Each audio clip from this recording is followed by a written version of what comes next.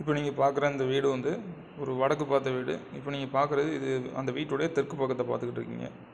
இப்போ இந்த வீட்டுக்கு இமீடியட்டாக தெற்கு பக்கம் ஒரு மலை இருக்கிற மாதிரி, தெற்கு மேடான அமைப்பு இருக்கிற மாதிரி அமைப்பு, வடக்கு தாழ்வாக இருக்கக்கூடிய பூமி அமைப்பு.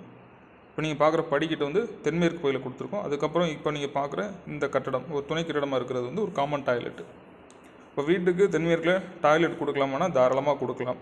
அதனுடைய பெயர் காரணம் தான் டாய்லெட்டு. அது ஒரு வெயிட்டாக தான் செயல்படும் அந்த இடத்துல. நம்ம அதனுடைய செப்டி டேங்கை வடக்கு மையத்தில் கொடுத்துருக்கோம். இது வீட்டுக்கு கிழக்கு சைடு தான் பார்க்குறீங்க. அப்போ வீட்டோட கிழக்கு சைடு ஃபுல்லாக ஃப்ரீ ஸ்பேஸாக இருக்கிற மாதிரி பிளான் பண்ணியிருக்கு. இப்போ இதில் இந்த வீட்டுக்கான தாழ்வு அந்த பூமி வாட்டம் அப்படின்னு பார்க்கும்போது தெற்கு உயரம் வடக்கு தாழ்வு அப்படிங்கிற ஒரு விஷயம். ப்ளஸ் கூடுதலாக நம்ம இதில் என்ன பிளான் பண்ணுறோம்னா இந்த வீட்டுக்கு சுற்றி இனிமேல் தான் ரீட்டைன் வால் போட்டு இதுக்கு லெவல் கொடுக்க போகிறோம். வடகிழக்கு 0 லெவல் இருக்கிற மாதிரி வடமேற்கு 1 லெவல், தென்கிழக்கு 2 லெவல், தென்மேற்கு 3 லெவல் இப்படிங்கிற மாதிரி பிளான் பண்ண போகிறோம்.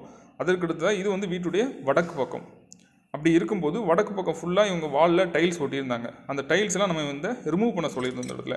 நம்ம வடக்கு பக்கம் டைல்ஸ் ஒட்டும் போது அந்த டைல்ஸ் வந்து வடக்கு பக்கம் ஒரு வெயிட்டாக செயல்படும். அப்படிங்கிறனால டைல்ஸ் ஃபுல்லாக இதில் ரிமூவ் பண்ணியிருக்கு இந்த இடத்துல வந்து.